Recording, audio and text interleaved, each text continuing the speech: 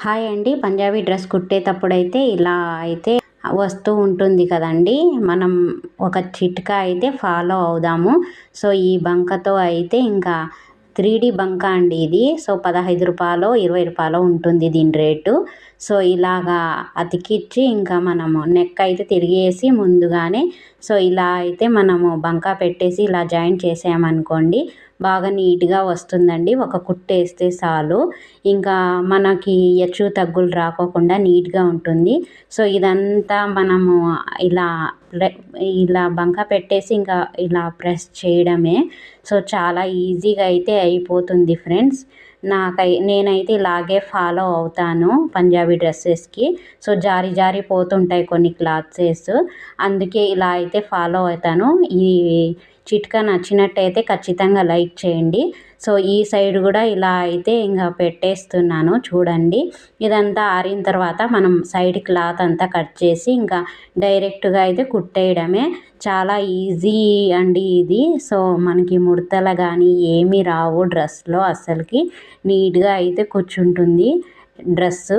చూసారా? ఈ టిప్ అయితే ఫాలో అవ్వండి. ఖచ్చితంగా అయితే నీట్‌గా వస్తుంది డ్రెస్ అనేది. సో, నేను ఇలాగే యూస్ చేస్తానండి పంజాబీ డ్రెస్సెస్‌కి. సో, జారిపోయే క్లాత్సే నాకు ఎక్కువ వస్తాయి. అందుకోసమే ఇది యూస్ చేస్తాను నేను పంజాబీ డ్రెస్సెస్‌కి. చూసారా? ఇలా ప్రెస్ చేయండి. ఇస్త్రీ బాక్స్ ఉంటే ఇస్త్రీ కూడా చేసుకోవచ్చండి.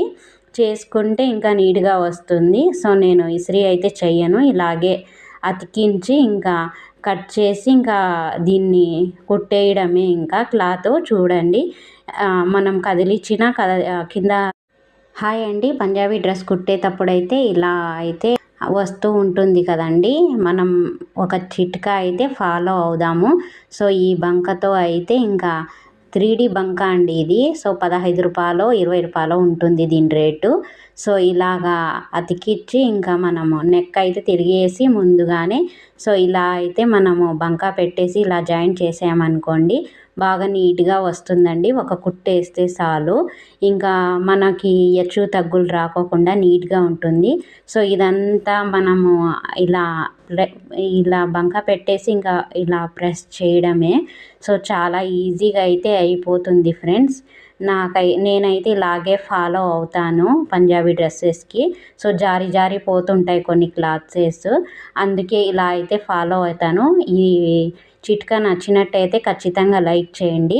సో, ఈ సైడ్ కూడా ఇలా అయితే ఇంక పెట్టేస్తున్నాను చూడండి. ఇదంతా ఆరిన తర్వాత మనం సైడ్ క్లాత్ అంతా కట్ చేసి ఇంకా డైరెక్ట్‌గా